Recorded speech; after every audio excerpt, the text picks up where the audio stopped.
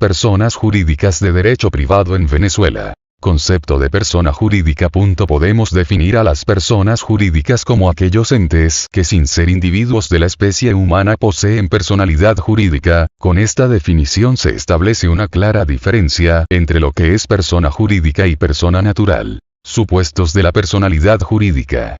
Para que un ente pueda ser persona jurídica, debe cumplir cierto número de requisitos, entre ellos el sustrato del ente a su finalidad y a la atribución o reconocimiento de su personalidad jurídica por parte del ordenamiento jurídico, en orden a su sustrato. La personalidad jurídica presupone un sustrato que puede ser real o personal. Cuando nos referimos a sustrato personal, nos estamos refiriendo al conjunto de personas que conforman al ente, y cuando nos referimos a sustrato real, al conjunto de bienes. Por regla general, una persona jurídica debería contar con ambos tipos de sustratos, pero realmente en sustrato esencial es el real. De acá existen categorías de personas jurídicas que carecen de sustrato personal, mientras que no existe persona jurídica carente de sustrato real, ya que nuestro ordenamiento jurídico no atribuye personalidad jurídica a entes sin patrimonio. Debe aclararse desde ya que las alteraciones del sustrato personal o el sustrato real que ocurran después de la constitución de la persona jurídica no implica en el cambio de la identidad de ésta, si bien pueden producir otro tipo de efectos jurídicos, en orden a su finalidad. La personalidad jurídica presupone también una finalidad señalada por la ley o por el acto jurídico constitutivo de la persona jurídica. Es necesario que esa finalidad sea posible, lícita, determinada o determinable, en lo referente a la atribución o reconocimiento de su personalidad.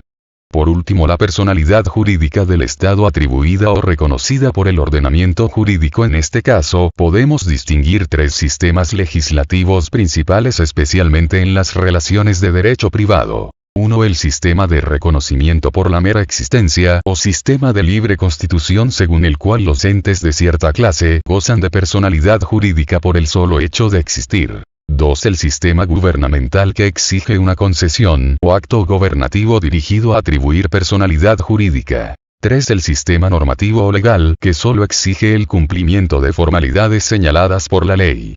Nada impide que en relación con las distintas clases de personas jurídicas un mismo derecho adopte diferentes sistemas de atribución o reconocimiento de la personalidad jurídica. En el caso de Venezuela, nuestro derecho consagra como regla el sistema normativo o legal. Efectos de la atribución o reconocimiento de la personalidad jurídica. Una vez atribuida o reconocida la personalidad jurídica a un ente, surge la contraposición entre las personas que lo crean o que lo integran por una parte, y por la otra la propia persona jurídica, es decir, la persona jurídica es una persona distinta a los sujetos que la integran. De aquí derivan numerosas consecuencias. La persona jurídica como persona que es tiene ciertos derechos de la personalidad, aun cuando en principio los derechos de la personalidad sean privativos de los individuos de la especie humana. 2. La persona jurídica tiene su identidad propia distinta de la de sus creadores o integrantes, de modo que estos pueden variar sin que cambie la identidad de la persona jurídica.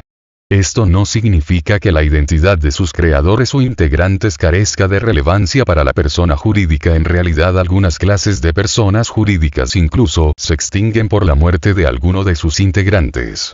A esa identidad propia corresponden signos de identidad de la persona jurídica, en especial un nombre. 3. La persona jurídica como persona distinta de sus integrantes tiene su propia sede jurídica que no coincide necesariamente con las sedes jurídicas de sus integrantes o creadores. 4.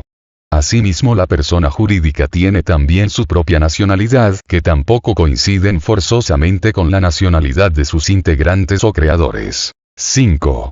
La persona jurídica también tiene un patrimonio propio. De esto deriva que 1. Los bienes de la persona jurídica le pertenecen a ésta y no están en comunidad entre sus creadores o integrantes, aun cuando estos pueden tener algún tipo de derecho sobre dichos bienes. 2. Los bienes de la persona jurídica son prenda común de los acreedores de ella misma, pero no de los acreedores de quienes la crearon o la integran. 3. Los bienes de los creadores o integrantes de la persona jurídica en principio no responden de las obligaciones de la persona jurídica, aun cuando dicha regla tiene importantes excepciones. 4. Es perfectamente posible la existencia de relaciones patrimoniales entre la persona jurídica por una parte y sus creadores o integrantes por la otra, a la par de las que pueden existir entre la persona jurídica y otra persona cualquiera. 6. La persona jurídica tiene su capacidad propia. A. Existen discrepancias sobre la capacidad jurídica o de goce de las personas jurídicas. Quienes consideran que dicha persona constituye una ficción legal, opinan que la persona jurídica no tiene sino la capacidad jurídica que expresamente les atribuye la ley, y por otra parte los autores que opinan que las personas jurídicas son igual de personas que los individuos de la especie humana, entienden que la capacidad jurídica de ellas es igual a la de estos, salvo las excepciones derivadas de disposiciones expresadas de la ley o de naturaleza de ciertas relaciones jurídicas. Se puede decir que la doctrina dominante acoge una posición intermedia, la teoría de la especialidad del fin, según la cual las personas jurídicas tienen capacidad de goce en la medida en que sea necesario o conveniente para la consecución de su fin propio. En todo caso existe un acuerdo unánime sobre lo siguiente. A. La persona jurídica en la esfera extrapatrimonial tiene capacidad salvo en aquellos aspectos incompatibles con su naturaleza tales como son las relaciones familiares y cuasi familiares. B. En la esfera patrimonial suelen hacerse algunas advertencias en cuanto a donaciones y sucesiones. A. En materia de donaciones muchas personas jurídicas en principio son incapaces para hacer donaciones aunque no para recibirla, ya que donar por regla general sería contrario a su objeto o finalidad. Sin embargo, aún las personas jurídicas que persiguen un fin de lucro para sus miembros pueden hacer algunas donaciones que no son compatibles con su objeto, como por ejemplo donaciones remuneratorias a su personal, donaciones manuales, donaciones motivadas por exigencias de las relaciones públicas o con fines de propaganda. B. En materia de sucesiones las personas jurídicas pueden recibir por testamento pero no a intestato.